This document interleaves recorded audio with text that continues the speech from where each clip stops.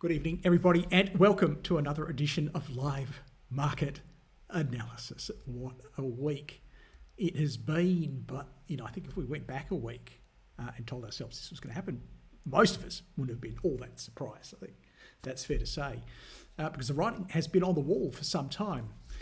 We'll talk about that writing and a whole lot more after we discuss the disclaimer for this evening, which says that everything we're going to discuss is general in nature. It has not taken into account your personal financial circumstances, objectives, or particular needs. So before acting upon any of this information, you should consider all of it very carefully and determine how appropriate it is for you.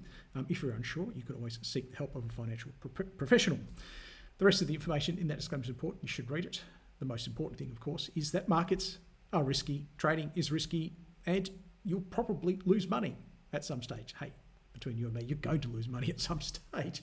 Ultimately, it's you and not I who's responsible for everything you choose to do. It's pretty simple tonight. We do have a newcomer, Floyd. Welcome to the live market analysis community.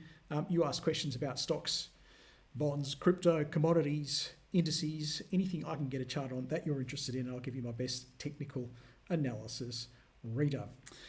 Or it could be anything to do with trading, the 3 M's, methodology, money management, and mindset. Let us head over, as we like to do first, to our portfolio management model. And this is where we determine how much risk we should have overall. So, for example, let's say we're trading with $100,000. This cares nothing about an individual trade, whether we buy or sell BHP or buy or sell Commonwealth Bank, or whatever it is, or NVIDIA. This only cares about how much of that $100,000 is allowed to be invested at any one point in time. And then we'll get into the rest of the stuff tonight, which is looking at individual charts, and they make up part of that risk management model. And we typically operate on a full risk position, which means, hey, you can chuck the whole 100 in if you can find the right setups. A 2/3 risk position, so we'll take a third off the table, that goes into cash, 2/3 in the market. We kind of did a little bit differently. I'm pretty sure we didn't have a 2/3 risk identifier because the pullback kind of happened quite quickly this time around. So we skipped to a 50%, which is actually something we don't do that often, to be fair, isn't it? We went to actually 50% this time because we felt, I think at the time, that 1/3 off in cash was not enough. So we went to 50-50. And then I want to say, look, it was there or somewhere, maybe even around here, I don't know, that we went to our maximum risk off setting, or our maximum conservatism setting, minimum risk setting, whichever way you want to put it, which is 1/3 allowable to be invested in the market. I never go to full cash. I think that's a bit silly. It's a bit naive when you think about it, because even in the worst bull markets, there's still stuff going up. And I think if you went to cash, I don't know, say a month ago, whenever you want to spruik that you did like a genius, you did, I think, miss out on some decent trades that could have been made in the meantime. And also, you're also missing out on a bunch of shorts as well. So, and I guess you're probably missing out on going long some of the short ETFs. So I do think, I think it is a bit of an oversight to say, oh, well, I was all in cash and I'm very clever. I still think you need the ability to have some invested. But then what we do as well, when things get really bad, and I'm pretty sure we said this last week, is that you can then have up to a third, again, in shorts. So basically you're 1/3, up to 1/3 long, so you don't have to use it. I mean, that's up to you, isn't it? You could have none if you wanted to, but you've got a limit. That's what it's about. You would have to balance it out with shorts, or you could go up to 1/3 short. In the quote-unquote bear market, ladies and gentlemen, which we are officially in on the Nasdaq, down over 22% as of that last black candle on screen. And how about it? Hey, how about it? I think when we embarked on this journey, like all good trend followers should, and I'm talking about up and around here, even when we went to 50% cash, I think we all believed at that time that the bull market would reassert itself like it has so many times before, and this would just be a plain vanilla pullback. But hey, every now and then one of them isn't going to be, and that's what we experience, and that's why we take these precautions. But in short, perhaps this was all a little bit sudden. I wouldn't say, I think you get a bit desensitized during a bull market. Is that fair to say? And maybe it feels a bit more sudden than it actually is, because when you look at that article I wrote during the week, I'm sure you've read it. Let me find it. I think it is important. So I'll go to Market Index here. I'll go to View All Articles. and it's probably worth going. You can't see it right now. You can. Is this one here? I love that image. I've been there. How many times have you been that young man on screen? And the reason why it kind of felt a lot faster than it probably was is that actually they happen. They can happen. Well, they have happened quite quickly. So my model that I've taught you is a result of these charts. The model has come into existence because I've spotted this pattern time and time and time again, not just on indexes, but obviously on stocks. Most of you have seen this in action. And what was today? Today's one, now is chart 3. So I gave you a challenge and I said, can you pick which one of these 6 mystery charts corresponds to the current situation and which of the other 5 correspond to the last 5 bear markets in the Nasdaq? And it's actually that one there, chart 3, but you can see how similar they are. So when I said before it felt quick, actually that's just me being pegged to the short term. It's just as quick as every other time, isn't it? I think that's the thing. To be forewarned is to be forearmed, and hopefully you were forewarned and forearmed this time around. What do we do now? Well, it's actually very simple. We don't do anything. There's nothing to do. We're at our maximum conservatism setting. You can still have up to a third in longs if you want. We have that flexibility. But whatever you have in longs, my model suggests you should have that in shorts as well. And if you don't want to have any longs, you can still go up to a third shorts. There's plenty of shorts around. We've seen them, and we might see a bunch more tonight. Has anybody got any questions about that? Is it that complicated? I think that is as simple as you can get. Oh, Carl, but it was down, should I buy the dip? I don't care. You can do whatever you want within your risk management model. But then when we look at individual stocks, we've got to find uptrends, right, for that buy the dip. Oh, Carl, but BHP was down 100 million% today. Surely it's got to be cheap. Well, I don't know. Go ask a fundamental analyst. Maybe they'll be able to tell you.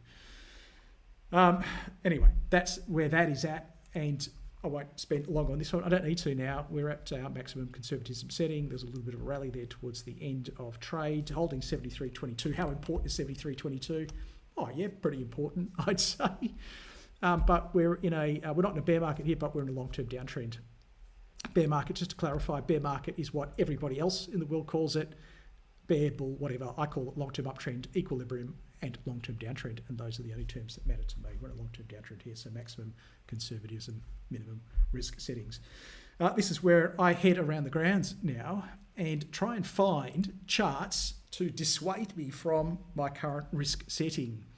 And sometimes that occurs. Sometimes we've gone to a higher risk setting, or a high conservatism setting and a lower risk setting on the basis that the Nasdaq kind of looked fine, but a lot of other stuff looked really bad.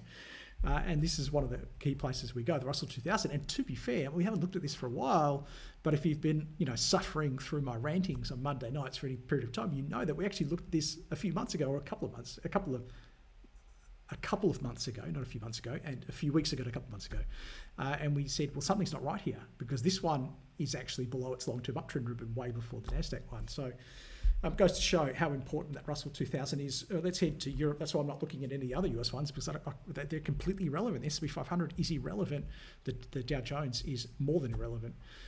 And here we are in Europe. And isn't it funny how these things play out? Because when the news first broke that President Trump was going to make America great again, so much money flowed out of America. It wasn't funny, and it all ended up in Europe. And those charts were looking magic for a period of time.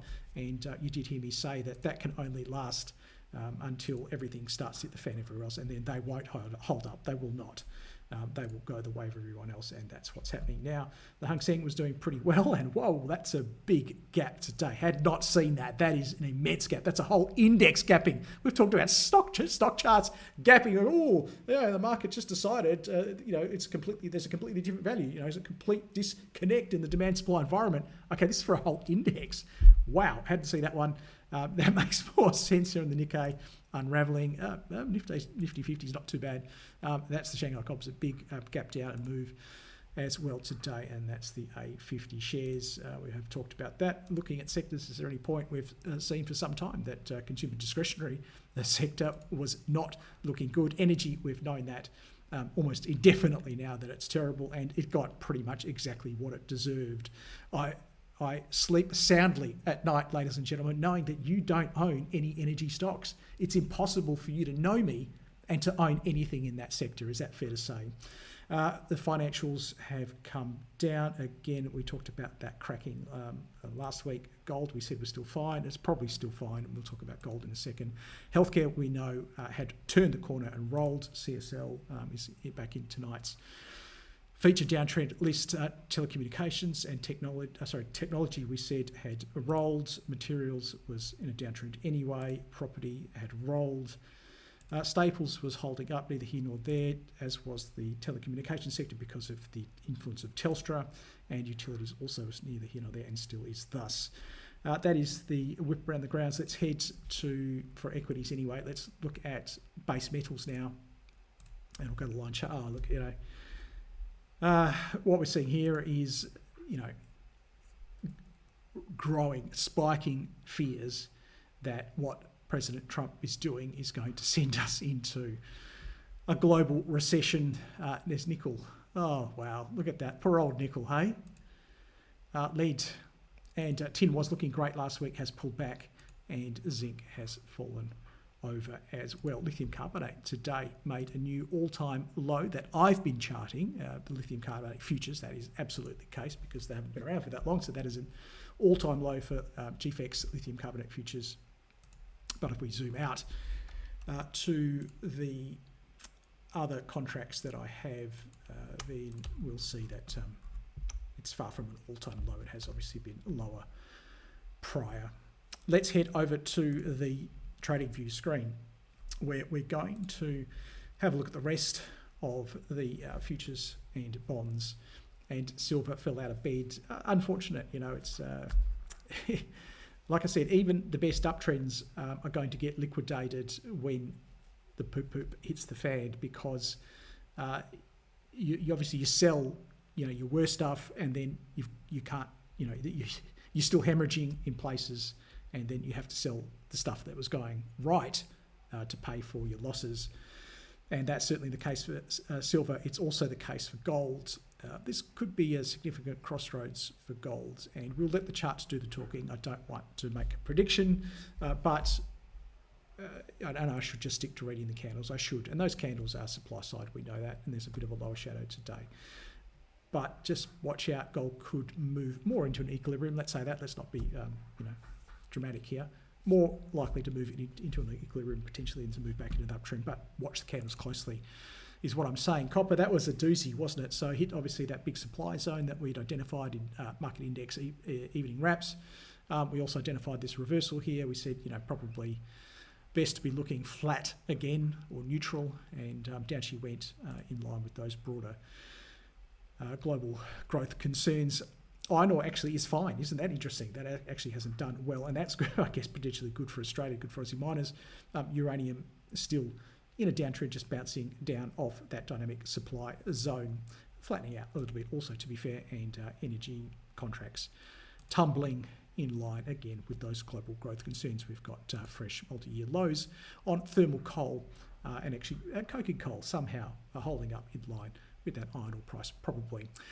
Let's head over to the bonds. That is the price of money, and the price of money sets the price of all other assets. And it certainly told the story here when it cracked. We talked about how that was an indicator that markets were concerned about stuff going on in the world, and in the end, the stock market followed the bond market, as is often the case. Decent candle actually coming back in today, so you can see that white body. It's still a live candle, so we must discount it. But that would indicate to me we could get a bit of a rally tonight. I don't know what the futures are doing. I know they were down earlier on. This is the way I check them. A very simple way. Just go to Market Watch, click on the futures tab. So we're down 2%, but they were down substantially more. So if you go to the Nasdaq futures, you can see they're rising. I don't know, order of magnitude, close to 3% actually from their lows. And that is consistent. That is consistent with this chart, this white candle here. Now, whether they stay that way is yet to be seen. but we are seeing at least some selling of bonds. Bonds are safety, of course. This is a guaranteed yield. Uncle Sam always pays his bills, we shall assume, and therefore we're seeing some risk aversion coming off. So that's interesting, and we'll just see how that one closes. In Australia, we saw a relatively more bearish candle there. Let's head to the offline requests now, and we'll kick off with... I didn't have many, to be honest, so we can get through them quite quickly. Mick had 3. TTT, thanks Mick. You know I can't actually access that one on Amy Broker, so hold on, bear with me, and we'll find it the hard way, the manual way. Should be on screen. There it is there, Titomic, and let's zoom normal and go back to our candlesticks here. And Mick said something along the lines of, obviously wasn't a great day today. Should I just, cut out and just, live without headaches for a little while? And I don't mind that idea. I think that's... Oh, thank you for letting me know so early. That's Titomic there. And obviously the sentiment was, a few of them haven't gone well, should I just cut out? And my scripted answer before this was, well, hey, if it's got a big white candle, even if it was down for the day, it's probably okay. And we'll see examples of that today. It's not the case here. So, and in addition, right, we've got a close beneath this trough here, this point of demand, and any other time we would do analysis like this in these sessions, we would have typed on the chart something like this, close below minus 1/3 at the very least, unless there was reason to do more. Now, was there reason to do more before this? The last time we looked at it was based upon this candle here, can only be the case, and we said FRP, which at that time it was worth a little bit of a cheeky look in, coming back up. Gold was still very strong, and even there it was still looking very good right there. This candle is not ideal, coming in at towards the top of the supply zone, but it's not a deal breaker. I wouldn't have looked at that and said, I need to adjust my risk. So I would continue to proceed. Nothing interesting going on there. Nothing interesting going on there. That's still looking very good. I'd be very, very comfortable with my position. That would start to make me a bit annoyed and a bit frustrated. And I'm kind of obliged, really, aren't I, to get on screen and start to work out my price action and say, okay, well, I've got a lower peak being set in itself. The short-term trend's still up, long-term trend's still up. I'm not going to panic, but I probably should start to make preparations for where I should take some risk off the table. Okay, and I think you can give that little trough a miss on the basis that one I think is a bit more important, isn't it? And at least if we go beneath this one, it would put us beneath the short-term uptrend ribbon or the dynamic demand that we would expect there. So I think fair to say, is that fair to say for the rest of us? We would all be thinking along the same lines based upon what I've taught you, to be saying, look, close beneath there 1/3, and that's all we're talking about, order of magnitude. We would want to see the type of candle that we got there. If it was really sinister, we might do more. And how do you feel about that? Would you... obviously, you would get out 1/3 on the next day, but maybe you might feel like doing 2/3. I'll let you decide. I won't type anything in. I think after that candle, there can be no doubt, isn't it? So let's say we did a 1/3 on this one, minus 1/3. I don't think there's any doubt that we want to do another 1/3 on this candle, and then defer the final 1/3 until here, which is, you could have gone that one, to be honest, which is here. So unfortunately, it straight through, didn't it? So we do have this idea that you could get out at the end of a candle as well. Tune in at 10 to 3, make your call. So either out today or out tomorrow is pretty much the deal. But that's just the anatomy of how you would have made that decision. SGI, at least you wouldn't have been all out at today's low. Okay. And Mick, if you didn't do that, that's your choice too. You don't have to follow the model. That's up to you. This one I think looks much better. And today's candle is, telling you that there's still plenty of demand in the system. It could have closed better, but not awful. And even if we look at this, so that's obviously today's candle. Look at Friday's candle. Friday was another tough day for the market. There was still plenty of demand in the system here. I think this one's okay. Obviously, it's too late to do too late to do that trough there. That's not the right word. It's not too late to do that trough. We didn't close beneath it. That's the key, right? Whereas if we look at the previous example, we closed beneath the final 1/3 trough. We didn't close beneath that, but you kind of can't use it anymore. We've got this, okay? We've held that as well. We've also got this. But I would say probably that last one is too far away, at least for the first third. I think today's candle is sufficient. There was demand that came in today. If we head down and we close beneath the low of today's candle, it suggests that that demand that was there today, on a terrible day, mind you, there were still people buying, it would suggest that it's probably gone. So let's assume if you had something like that, how would you feel about it? And do you feel that you need to wait for that? And remember, I've always said this is not a black box system, it's a common sense system based upon where you think the points of demand are on the chart that should support you. They should be your shield. The people who are demanding there in the past, they should be there to protect you. And if they're not there, then you've got no protection, get the hell out. That's our motto. So I don't think we would wait for something as horrible as that. I think something as bad as that is sufficient. And therefore, I think down here is the place where we do the all-important -1/3. Let's get rid of that. It doesn't exist yet, so let's not confuse ourselves. And let's assume that is a straight arrow and say close below -1/3. Depending on the style of the candle, it might end up being 2/3. And then I know. I should stop saying things like I know. And you should know too. You should be able to look at that and go -2/3, -1/3, or whatever's left, because I'll put in brackets zero risk position ZRP. Okay, so we've got a point of no return. And we should have this idea of a point of no return for all of our stocks. Why should that be the case? Well, because we don't want to be the person that holds that, all the way down. We don't want to be the person that holds that in faith all the way down, or that one in faith all the way down. We need that final third, that final point of no return, wherever it might be. And we can go back here and, if people are still holding this, this will be no comfort to them. But could you, and even if you're buying that uptrend, and this is actually just predates ChartWatch scans, because they started at the end of May.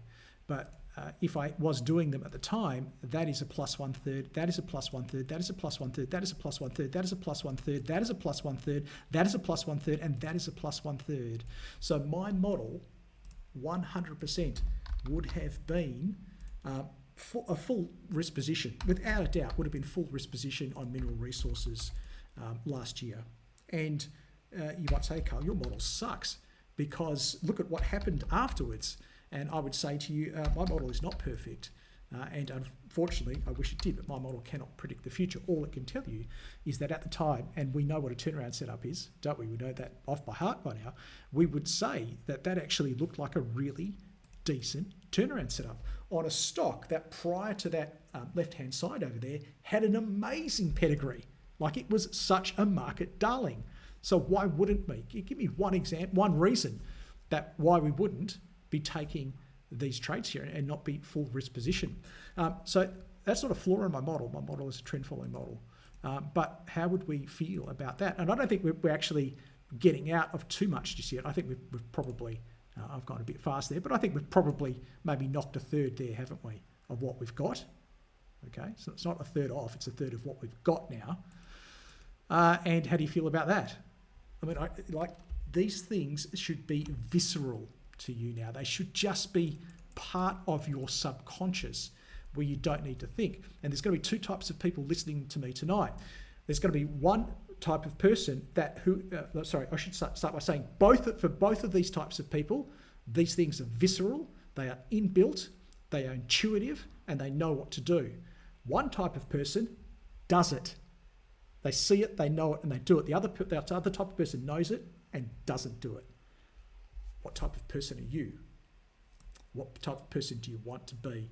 I don't need to draw an arrow there because we know that what that would mean, isn't it? So let's just go copy paste. I know this is a case study that's 3/10 of useless to us right now because it's historical, but the message is the same, and you know you've got a good model when the message is the same. How do you feel about that? For me, I'd be struggling to have any risk on this one at this stage, and by now there can be no doubt at all. And here's the kicker: ChartWatch was live now, and actually ChartWatch didn't get this move because it was waiting for a dink, literally just waiting for a dink. And I reckon I probably put it in on that day, and probably you might have got stopped out of the first short. Actually, you wouldn't have. You would have been just fine. And then from there, we won't. To be fair, there was a short trade and then maybe a stop out along the way, but eventually came back into ChartWatch. Like I said, two types of people. What type of person do you want to be? We've talked about TTT. We've talked about SGI for you, Mick. Let's talk about now MLX, which unfortunately, look, it was going gangbusters. Tin was going gangbusters. And then, unfortunately, one has unravelled, and therefore the other must also. I think there's your first point. And, if you didn't do it on this day because there was a bit of a lower shadow, I don't blame you. I think you probably should have because of the strength of this, and this. Like, clearly, this is this is confirming for us the supply at that point. So let's say, look, I do think it is a do not pass go, do not collect $200 is a minus third there. And then today's probably the second third, and maybe only the second third because of today's candle is half decent. So minus a third. And if you've got some left, you're probably running at no more than a plus 1/3 risk position on this. And today's low is the risk position remaining on that one. And I would be using today's candle low close beneath that. That would terminate that risk position. So close below minus 1/3 for that one.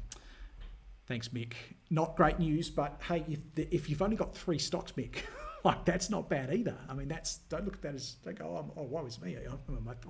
All 3 stocks are down, mate. You're miles ahead. You're light years ahead of 99% of people out there. I know, probably 99.9% of people.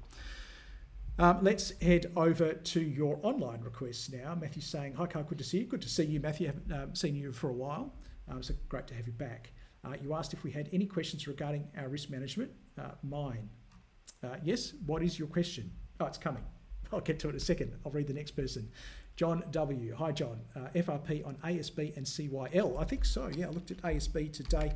Came up in the scan. Didn't quite make the short list because of that upper shadow, but that's it. I mean, this is still a great candle today, and Aussie market got built today. If you read the headlines, 150 billion zillion dollars wiped off, people's superannuation funds and all of that dramatic stuff. And this thing actually closed square on the day. I mean, how good is it? So yes, it's a full risk position for me. That's your question. So FRP, not a third on the basis that today's upward pointing shadow doesn't warrant it. But as crazy as this sounds, next high close plus 1/3. I mean, what does it tell you about the fund managers that are sitting in this stock on the share register? So on the supply side, they're on the share register. They're owners, which means they're part of supply potentially. They're latent supply. There was only a very little bit of supply today. We've seen there's a bunch of candles out there today that exist that look like this. So they're white, but they opened down, like gap down massive. And then the buying came in and they closed off their lows. A bunch of candles that look like that. So that says something. Okay, yes, there was lots of demand that came in to buy the dip, but still there was lots of panic on the open. This stock, there was so little panic. I mean, it couldn't even touch below 4. It couldn't even probe below 4. There was just so much demand sitting and waiting in the system there. And then that demand obviously exerted after that initial supply dwindled. So yeah, look, absolutely for me. Very happy with that one as a continued full risk position. John. sorry, Barry, I missed your one at the top there. Oil prices into the $50 or below next swing support. Oil prices are probably still stuck in a range. There's a really solid range there. And yeah, until I see real impetus to want to break that range, probably going to hang in that range if we're wondering what that range is for you there, Barry. Let's head back very, very quickly, I promise, and just get Barry's level there. So if we zoom out a little bit, there is another range. There you go. That's the one I'm talking about. So 62-ish. And then there's even another one there. So yeah, I think it's going to take a lot of work to get through some of those ranges, multiple ranges on crude oil. But that doesn't mean crude oil stocks can't go down anyway. John's got CYL. Better head back and do that one next. And I think it's going to be a carbon copy of ASB. Yeah, so little panic. I mean, this is one of the best performing stocks on the entire market. Surely there's got to be a lot of hot money in there. John, do you get where I'm coming from? John, give me a thumbs up if you get what I'm saying. There's got to be a lot of hot money in there. There's got to be a lot of, Johnny-come-latelys. There's got to be a lot of people in chat rooms that may flee at the first sign of trouble. John, who fled? Nobody fled today, John. What does that tell you? I mean, there are some serious true believers in this stock. Their market crashed and they didn't want to sell this morning. And what selling there was absorbed by the demand side. We got that nice high close. I think I ran this in the shortlist today. I don't have the shortlist here, but it'll be on your trading view screen. So we're going backwards and forwards a little bit. But if we head over here to uptrends list, there it is, CYL. So that should answer your question. So it made the broader list. So plus 1/3 for me. Didn't quite make the feature list. I just felt there's a little bit of an upper shadow. And really that was it. I mean, that's being extremely pedantic. But when you see the ones that did get in, they had really full white shadows. So all I have to do for you here, and don't worry, I'm going to change it back, for you, John, is go FRP plus 1/3. They're happy with that one. Let's keep moving. Going to head back up, funnily enough, because I missed Robert LYC, who says, does he need his head read? No, it would have made the list today. Look, the only reason why you need your head read, Robert, is because of all that other crap that's on the screen. I mean, ultimately, the thing is going sideways, let's face it. If I get rid of that, it doesn't look so bad. But we will have to draw back in, to be fair. This supply zone here, and look, maybe there to there. I'm just going to the top of that candle and draw that across. And then there's another one here, isn't there? So, yes, I don't think I could be bothered, is where I'm at on this one. But that doesn't mean it doesn't meet the criteria, okay? And those are subtle but important distinctions to make. The only reason why I didn't make that watch list that we just saw is that upper shadow, and that's just me being a bit pedantic on a day where I want to be pedantic. I think I'm entitled to be pedantic today. If that had closed at its high, 100%, it would have been in and probably would have even featured because it's a big bloody white candle on massive volume. Told you that the market panicked. Well, actually it didn't panic that much, did it? But market opened low. There was lots of supply during the day. There was lots of supply during the day. Lots of traders got out of Lynas, but lots of even more motivated traders got into it. I'm going to put this in the, yep, I see it. I get where you're coming from. If you've got FRP, look, if you don't, I could even swing that. But I'm also going to put it in the ho-hum basket as well, Robert. It's in my ho-hum basket. And I think it's also in there because it wasn't that long ago. I think it was here. I actually did run it. And I know that every time I put Lynas in, it disappoints me on the long side and the short side. So I think maybe I've learned my lesson with that one until maybe it's up here and doing something like that. And then I'll be very happy with it. Okay, let's keep moving. We've got Roscoe. You nailed copper a week or two ago. Shows intuition is working fine. Yeah, look, I mean, it was intuition to kind of get into it on the 5th of February, whatever it is. And then it just hit that level and threw in those candles. So it wasn't so much intuition. I think it was just reading the how the demand and supply balance changed. Matthew's got, for discussion point, continuing from previous, mine was regarding shorting. I don't overly like having a CFD account. And did try a few years ago when I was at Think Markets, but I didn't like the platform and found it very confusing. Fair enough. That was a confusing platform. I totally agree. I'm not sure if you're able to make any recommendations. Yeah, look, I don't get paid by anybody to do it. I have been a long time customer of IG Markets. You know, I think the platform is quite intuitive, but I've used it for a long time. But you can go with anyone. It's also part of the fact that I know where they are. I know they're based in Melbourne. I used to do quite a bit of work with them. I knew most of the staff at one stage, right from the CEO. I went to London. I met with staff in London. They offered me a job at one stage, which I turned down. So that's, yeah, there's a bit of a backstory there. But if you want to go with them, you can go with them. CMC, I knew most of the people at CMC as well. But I don't mind. I always say, look, get the cheapest rate you can find, because my style of methodology is quite transactional. So, you know, getting in parcels and getting out in parcels. So you want the lowest rate you can get with a company you know is going to be there tomorrow. So that is how I would go. And generally, it's a good sign if there's a phone number, and you could call that phone number, and you may have to go through press 1, press 2, press 3, but within, let's say, 120 seconds, you're speaking to a real person. If you cannot get in touch with your broking counterparty within 2 minutes, then I would question whether the money you're saving on the brokerage is worth it in the long run. But to each his own. Sue saying, hi Carl, can I please get your thoughts on short positions for AMP? Not today. No, I think the short position needed to be entered earlier, and then today you're probably closing out. I mean, if we were long, and this chart was inverted, and these were all white candles and rising peaks and troughs. I know they're black candles. I know they're falling peaks and troughs, but we saw an almighty black candle like today on substantially above average volume. I mean, more than double the average volume. Would we be buying, or would we be running a full risk position on that particular stock? And the answer is no. So it's just the same but the opposite for a short trade. If we see a big white candle like that, that's a substantial amount of demand that came in today.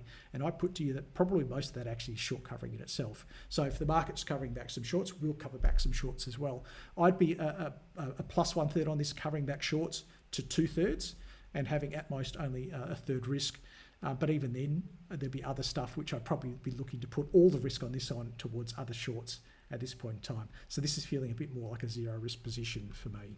But there are other shorts for you if you're feeling that way, Sue, if you're that way inclined. I didn't put them in. No, that's because they're there. So I'll just make sure these go to the right list, which is that one. That's where they should be. And we'll get that one, kill that. And this was the short list of shorts. So these ones I think are looking better for short trades. Zoom, normal, and oh no, look, I'll just go to the 20. There were 20 features. So where'd they go? Oops, there were 20 features. I've lost them. So this is the broader list, but the 20 features, Sue, are in your Trading View screen. So any of these I still think look better than AMP. Now, this is the community service announcement I wanted to make tonight. This is the most important thing I'm going to say to you. Based upon the questions that you've given me over the last 6 weeks that the market's been correcting, my guess is that very few, if any of you, have taken any shorts. Okay, you focused on the longs all the way up, even though there were a plethora of shorts there every day. And now you've realised, oh shit, I needed to look at the shorts as well. And you're going to commit to doing something about it. We've already had a question about a CFD account. The market's corrected. It's down 22%. On the Nasdaq, it's down 17%. Okay, this is when you're starting to look for shorts, is after a substantial correction. I'm not telling you not to do shorts right now. In fact, the opposite. I still think you should do them and get familiar with them. Last week or maybe the week before, I said, open up a paper trading account, whatever it is, but just get the hang of it, get the feel for it, okay? But, ladies and gentlemen who are about to embark on their short selling or this short selling stage of your trading career, okay, which will last until you stop trading. You have to start at some stage. That's my message. You are about to pay the short selling tax, okay? I know this because I paid the short selling tax as well. On the time before or the time before, I can't remember how many bear markets ago, at the bottom of that bear market, after getting pummeled into submission day in and day out and day in and day out and losing huge amounts of money on all my longs just going to nothing, pain and agony. At the bottom of that bear market, I could guarantee I realised, hey, I really should investigate this short selling thing. And then within, a week, I'm short everything. And of course, what does the market do? It commences the next bull market and proceeds to go up for probably the next 3 or 4 years. Ladies and gentlemen, that is the short selling tax. And we must all pay it. But it is worth it, okay? Think of it as your cover charge for short selling. You'll get the next turn. You'll get the next bull turn into bear. You'll make a pile of money there. Hey, you may well make some money here, but if you don't be surprised and don't be disheartened. It does. If you start shorting now and the market rallies, it's not because short selling is bad. It's because you waited 20% before you started. Okay. So proceed with your plan of learning how to do it. That's not a bad thing. And the good news is, guess what I didn't have when I first paid the short selling tax. This is what I didn't have, ladies and gentlemen, but you have this list. Holy moly, donut shop. If I had something like this, right, it's like the Da Vinci Code. So I think stick with it, but understand the realities of the situation. Okay, let's keep going. And just one other final comment on CFDs. It's probably that kind of night. I always think of CFDs as they're like a nail gun. A nail gun and a carpenter, okay? Carpenters, how many carpenters, you go walk past a building site, how many carpenters do you see with a hammer and a nail going tap, tap, tap, tap, tap, tap, tap? It doesn't happen. They're going doosh, doosh, doosh, doosh, okay? Because that nail gun is a powerful and effective tool. That nail gun will enable the carpenter, that skilled professional with many, many years of experience in carpentry, and using that nail gun, it will enable him to do his job faster and with greater precision and accuracy. It will be a better result. Put that same nail gun in the hands of a first day apprentice who's a bit of an idiot, okay? He's more like a doof, shooting magpies in the trees, okay?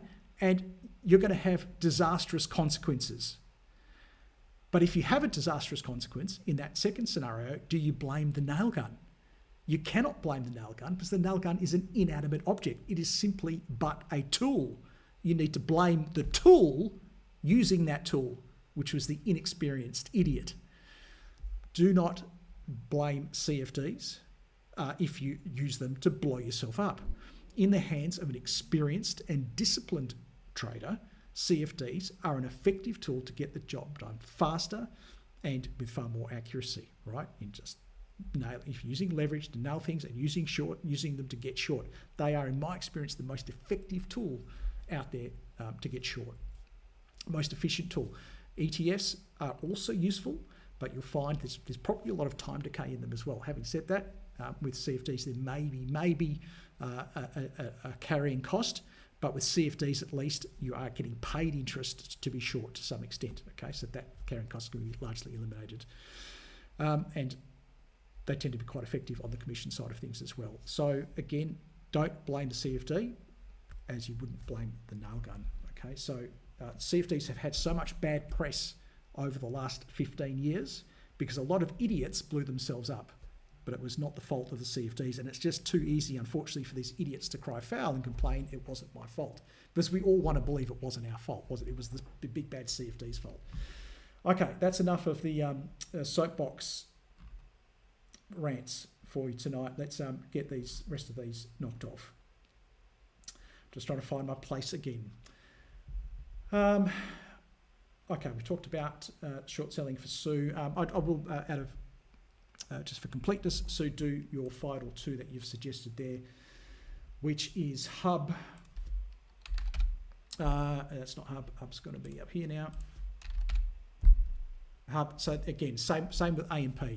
A little bit too late on that one, I suggest, because of that big white candle. So what we're waiting for now is maybe a little bit of a follow through, and then to hit that. Check the candles there first, obviously, but big black candles in that now supply zone, and that's when we could get our next set of shorts, but not now, is my view on Hub. And I think MFG was your next one, MFG. This one is better than the other two, but also being ruled out tonight for me just on that lower shadow there. So it's more likely just to continue in about, and we may get another result sort of around 7. Okay, but I don't think I would go for that one just yet either. But I'm glad you've asked, because that's important. Because, Sue, how many people haven't asked about shorts in these sessions, and at least you're doing that. So kudos to you. Matthew, continuing, I need to get my head around PIPs. Do you have any examples on a chart? Sorry to put you on the spot. I need it in my toolbox. PIPs, well, PIPs tends to be more of a foreign exchange concept. It's just the price increment in points. If I'm not mistaken, it's the smallest amount that we typically talk about. For stocks, it's 1 cent. As far as I know, half a cent if it closes less than $2. And on the Aussie dollar, it's 0.0001. So it's whatever that movement is for the Australian dollar. But if we look at the US dollar versus Japanese yen, it'll be 0.01. And generally, these are specified on various trading platforms as to what the PIP is, and also, more importantly than that, the value of a PIP. So if we go to USD JPY, it's something a little bit exotic for many of us. Which one of these, I don't think it really matters which one you pick. I picked ICE because I know that's not a broker, that's a foreign exchange, forex exchange. So yes, the PIP there, what's interesting, there you go. So you can see here, we've got 3 decimal places on the US dollar Japanese yen, but I can assure you it's the second decimal place, that's the PIP, and then we've got a fractional PIP there, which is the 5 fractional pips. So I get it. It's complicated. I think it's probably beyond the scope of this one, though, Matthew. I think you can, probably, Google much of this, or ask Grok or ask ChatGPT. I think they'll give you a suitable answer. But I think that's a decent overview, at least for now. Let's keep moving. Let's get these requests knocked off. Matthew saying Trade Nation is the same as Trade Direct 365. So Barry's saying that overall best spreads, and they do Aussie shares. So we've got a recommendation from Barry, and you're welcome to talk amongst yourselves. I don't care, and tell each other what you think is best, because you'd be looking around a lot more than I am, no doubt. MPL for Robert, minus a third. Yeah, it's looking that way, and there's only so much we can humanly do, Robert, because let's face it, on that day there, it was an absolute ripper, and it just got caught today. But not as bad as many others, to be fair. So what are you going to do about it, And if that was your only long side exposure, then, you're more than justified in having it. We've got a nasty candle. It's not a great candle, and it's closing beneath the shadow low. But I do think in this case, order of magnitude, I think just a third, and just see how we go, because I still think this one's fine. But we have to have some discipline. We have to have, we can think it's fine for another 10% down. But I think we need to start somewhere, don't we? And if it's a precautionary measure only with that candle, yes, it's a decent candle. It's a big candle, order of magnitude, and 463 to 433, 30 cents, it's 7 or 8%. And I know today was an extraordinary day, but even so, that's enough to push me out of a third. I agree with you there. Robert's actually asked for 2/3, and I'm getting from my tone that maybe 2/3 is a bit much at this stage. Let's see another candle on it. And APE, which actually today I don't think you need to do anything, because that's actually an immaculate candle. One that sold off, and then all it found was demand. And yes, we've said beneath here, zero risk position, but it didn't close there. And this is why this concept of a soft stop often, not always, often works well, because we see how things respond at our perceived points of demand, and that would be a hang in there for me on this one. So whatever you still got on it, happy to persist. Let's go to Perry. Hi, Perry, with ASK, which is on the list today. So, Perry, I'm not sure if you know, but this one is the subject of a takeover bid today. And for some, they go, oh, that's it, trade done. Nothing to see here, move on. For me, I say, no, I mean, that candle means something to me. There's still, for the most part, regular demand and supply sloshing around the system. But I do look at these ones slightly differently, knowing that it's a bit of it could be locked away for a little bit. Okay, so yes, I agree. This is actually shortlisted. It's made the feature chart today, so it's a compulsory plus 1/3 for me because I can't fault it. Without the takeover, you'd be buying with your ears pinned back. With the takeover, I think you're putting a bid on it, and you understand that it could take a little while for it to play out because what we're punting on here is a higher bid. And the fact the market responded in that fashion today, it suggests to me there's a very high probability that we'll get a higher bid here. Okay, so yes, we're going for it, but we're just understanding what we're getting ourselves into as well. Matt saying thanks to me and to Barry. Can always get in touch with CMC after hours. That's good. MIA because of Cyclone Alfred. Oh, okay, no worries. I hope everything worked out well for you there with that one. Matthew, good to have you back. Perry says he's also used Trade Nation. HC, who's HC? Oh, no, don't know who HC is. Hello, HC. Maybe you can put your name in and then we'll all know your name. Thanks, Carl. This is only my second webinar and I'm learning some amazing insights. I get it now. Good. That's very impressive. That's your second webinar and you get it now. Well done. Thanks for sharing all your valuable insights with us. You're really helping. Oh, thanks, Hayden. No worries, Hayden. You said it at the end there. Brilliant. David, can't see April chart data. Might have been from before. Maybe that one's fixed. David, Matthew saying thanks. Perry, give it a go. DFND is in the US. We're about to head to the US, by the way. And for ASX Merit, what's that? What time do you make your final decision? You can start looking at about 3:30 because it's going to take you a little bit of time to tab through your watch list or run a scan if you're doing that. But you wanting to be making a decision inside that last 10 minutes, as close to the closing price as you possibly can, if you have that flexibility. You might not have that flexibility with work, but if you do, then making the trade inside the last 10 minutes and no sooner than that. You could do your analysis before that, of course. That's it there for the online requests. I did have a case study request from Nigel, which I think is really relevant right now. Actually, you can't get any more relevant than this.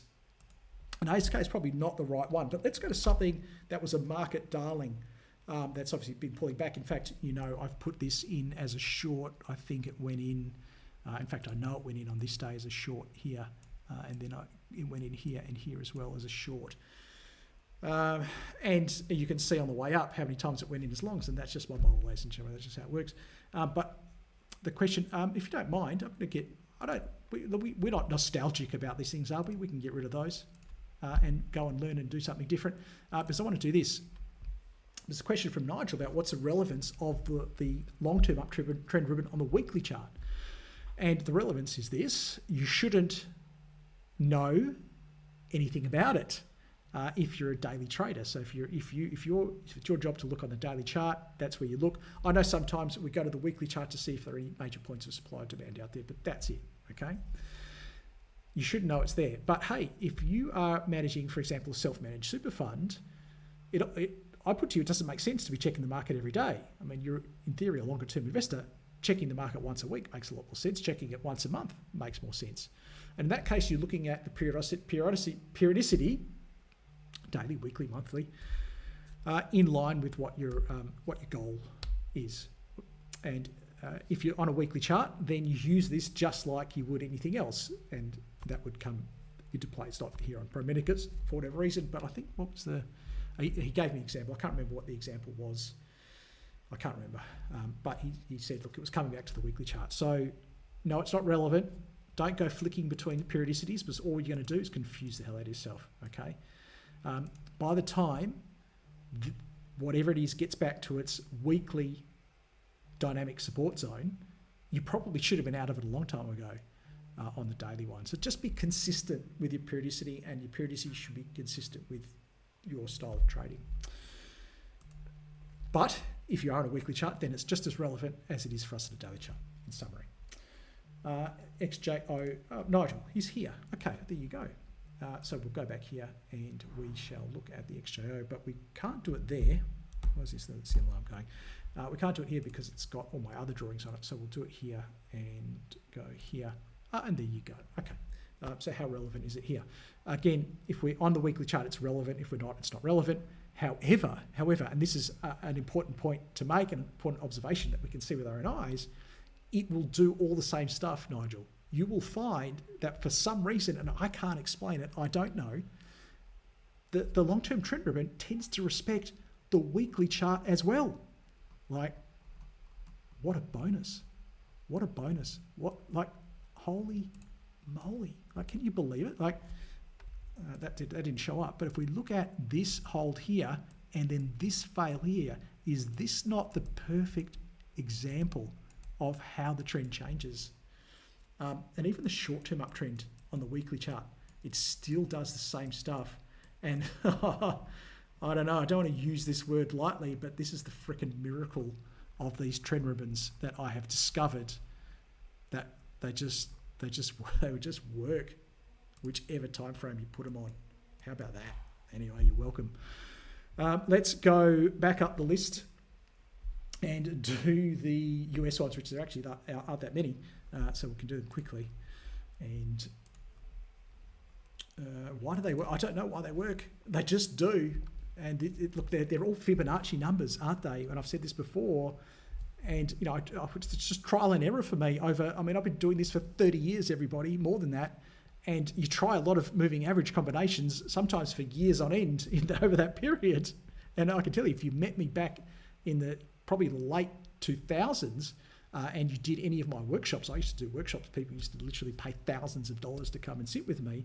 I was using a different set of workshops. I don't know if there's anybody listening now that did that. Different set of moving averages back in those workshops.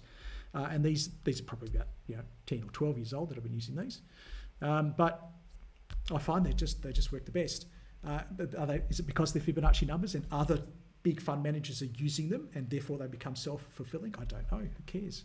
Did you get the point of that? Who cares why they work? They just work. Let's do this one here, which is DFND.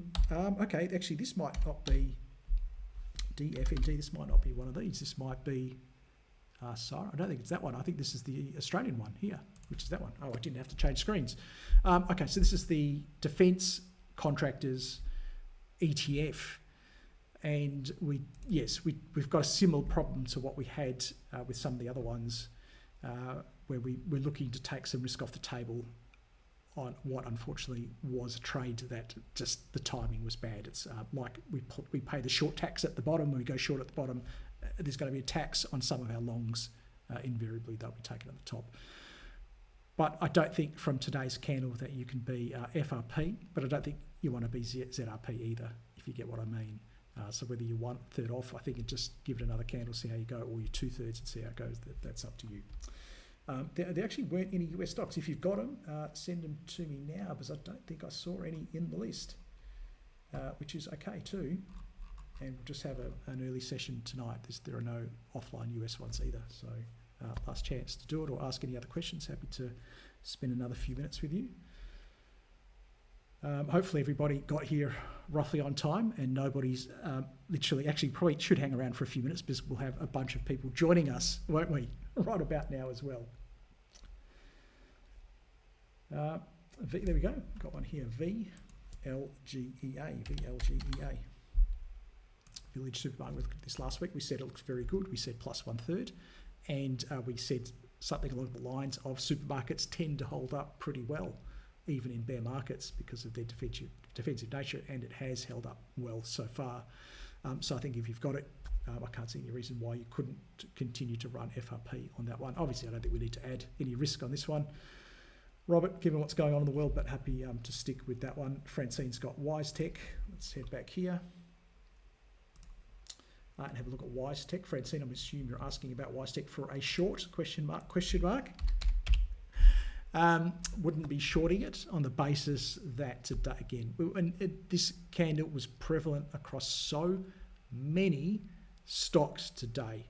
Yes, we were down. Yes, the headline said we were down. But what does it mean? What does it actually mean, everybody? Open question. when you see so many stocks have big white candles like that.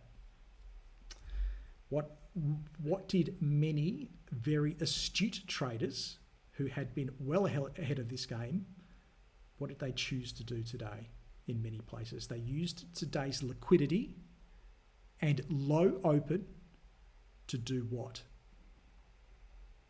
And I can tell you they weren't taking losses today. They were only taking profits. They were saying short sellers were buying their stock back today. So if you're a big short seller, you're a big hedge fund, and you were short to your back teeth, sometimes it's hard to get out without moving the market.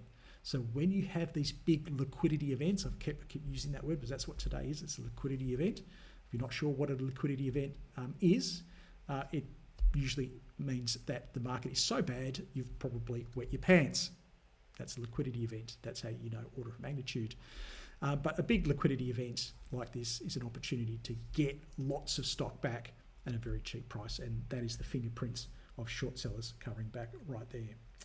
Hopefully you didn't have a liquidity event today when you looked at the markets. Hi Carl, thoughts on these USA stocks? We'll do these for Adonis and then we'll end it here or there. So we head back here and we're going to go to, I reckon there were a few people that had a substantial liquidity event today. Let's go to Yum Brands. Look, that is devastating because, I mean, we didn't do this last week, but I would have 100% said on this one, you know what I would have said, that right here, it's nothing but plus 1/3. What a fantastic looking chart it was. And of course we know stocks got smashed on Friday, and that is part of that long at the top tax, unfortunately, isn't it? Would we be buying it now? No, obviously, if we had it, that is I know markets are crazy and we have high volatility. You could have an equal opposite white candle today, but we have to look at that and say we must de-risk. That is a species-ending event on any other day, so why should we have a different attitude when just because everything else got smashed? It's still, in my book, a species-ending event. And again, we pay the tax that we could do the right thing here and get out, but we could get a huge white candle just because, I don't know, the market just decides to rally and short cover tonight. Okay? And unfortunately, you look at that, you have to pay tax, right? That's just a tax that the market places on everybody. AMGN. This one didn't look as good last week, so I don't think we had much reason to be in it.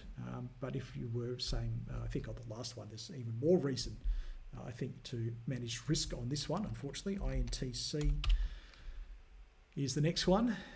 And this one's more for a short now, isn't it? It looks like Adonis. So I'd be happy to have a bit of short exposure there. In brackets, I haven't seen all the other shorts in the US, okay? But the whole one short in the US I've seen, happy to have some exposure on it.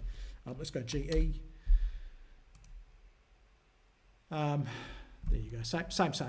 And probably looked a little bit better prior to this last little pullback, but still I think we had our signal here. And that's actually a good little case study because we talked about an example before that just had one big candle down. Well, that's this candle here, isn't it? And if you ignore that candle, you regret it on this one. So you still have to do what you think is right. And you know, consequences be damned. And the consequences can be severe in this type of market. That's the problem. This one more of a short trade, and certainly would have been happily shorting it on that candle there. I think this candle here, that lower shadow, just at a point of demand, a defined point of demand, I think would just keep me on the sidelines on this one. But you know, next couple of candles might push back up and then look for another entry, and it could be very good actually, but not right now. So that was BA. They are your ones there. Hayden's snuck in. We'll do Matthew's CELH. We'll do Hayden's Boss Energy, and then we're done. Celsius Holdings, still fine. I guess Matthew, looking at it for a turnaround play, and I think keep an eye on it because the fact it's that invincible says something. And if the market does pick up, this has got a bonus.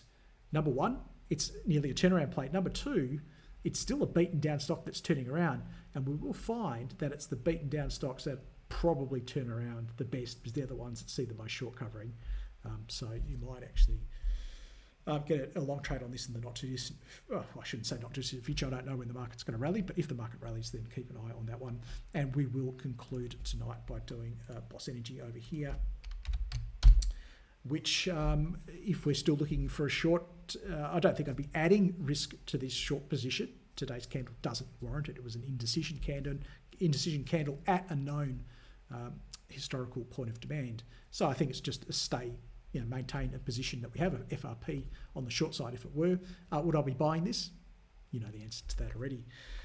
On that cheery note, let's head back and remind everybody of the disclaimer, which I'll do the brief version, which is you're responsible for the stuff you do. If you're going to act upon any of this stuff, consider it carefully. If you need to get help, get help. But it's always you that's responsible for your money, not I. Apart from that, obviously, it has been a pleasure chatting with you this evening. Hopefully you got lots out of it. And as the kitty cat, the kitty cat says, bloody hell, the kitty cat says, hang in there, everybody.